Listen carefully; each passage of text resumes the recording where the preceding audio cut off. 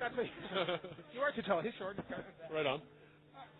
Would you have done anything differently? I mean, you really came down to the wire. You played your game, but you were kind of not around for the first couple of weeks.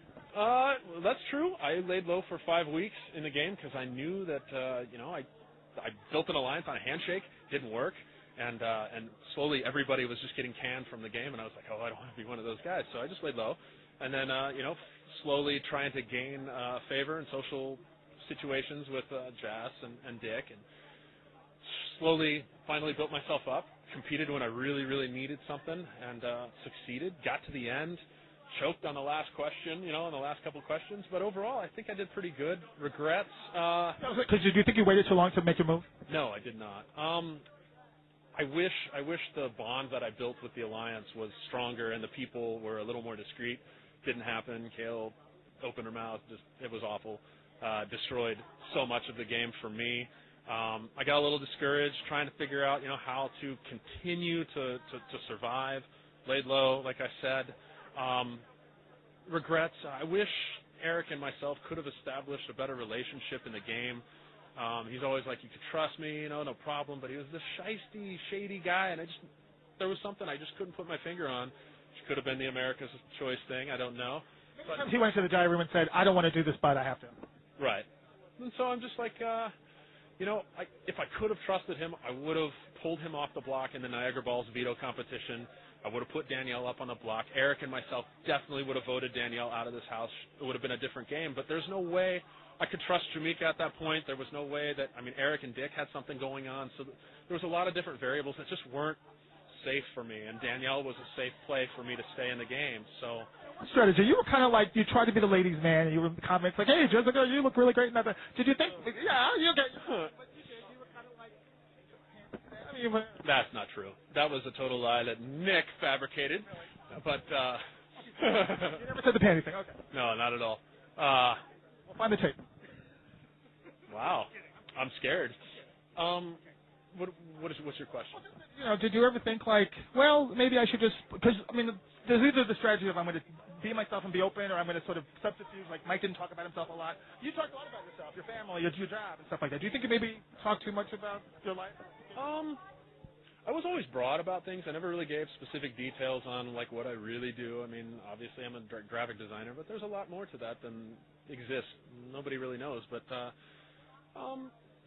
I guess when I built the Alliance, or helped build the Alliance, I thought that was the right move for me. And then when it fell apart and everybody was leaving, Kale left, Mike left, Nick left, I was like, oh man, I'm alone. I knew that I had to eat alone and play games alone and just do absolutely nothing and wait for everyone else to do all the work. And I could just sit there and twiddle my thumbs, let people think I'm weak. You're like, if you're a boxer and you have a fake hand and it doesn't work right, and then you sock the guy with the fake hand, you're like, dude, you've got a secret weapon, and that's kind of what I was using. I was trying to make sure that I was preparing myself ready for competitions I knew I could compete in and well, and came that endurance competition, put my mark on the map, won an HOH, won another PO. By the way, 7 hours in the rain. I admired you greatly for that cold water. That had to be excruciating. Scariest moment of my life, and, well, I'm sorry. Most intense moment of my life, standing up on a block, doing a routine, holding a key, digging into my hand, skin peeled off my hand, my arm's completely frozen, it's numb, my body's numb. I keep looking up at my left hand and it's blue. It keeps changing, it keeps getting darker blue. Nick harassing me with all sorts of comments that aren't true and just trying to get under my skin. He's like a drill sergeant in the Army. It's like, I'm just going to let it go. He's not going to break me. I broke him. He ended up having his daughter down there, talking him out of the competition. His entire body was numb. His feet were frozen. And I made him throw the key. When I saw him throw the key up at that wall and he just chucked it, I knew, I was like, dude, I broke Dick in this game. I finally broke him. You're even kind of sugarcoating it. He wasn't just saying rude things to you. He was horrible to you. Sure. But, I don't agree with any of the stuff that he says to me. But I broke him in the game, and that was enough for me to sit there and look at his weathered face and see that he knew he was outmatched, that I was totally still okay. I was frozen, but I'm like not as frozen as he was because he was shivering and shaking. He threw the key.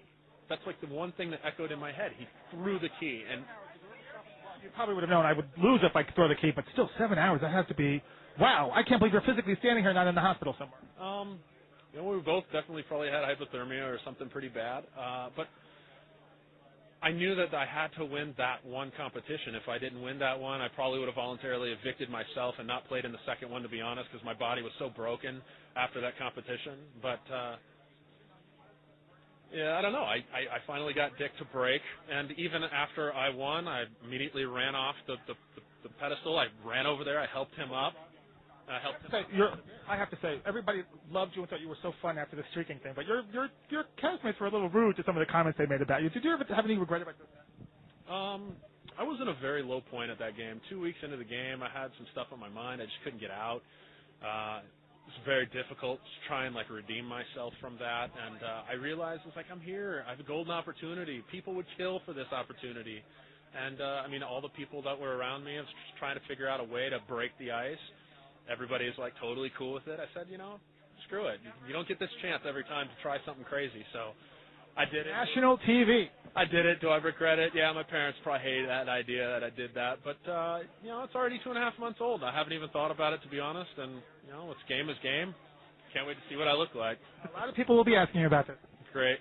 Sorry, they will. It was a great moment of television. But, yeah, you do what you do. And would I do it again? Probably not. But, look, I made it to the final three.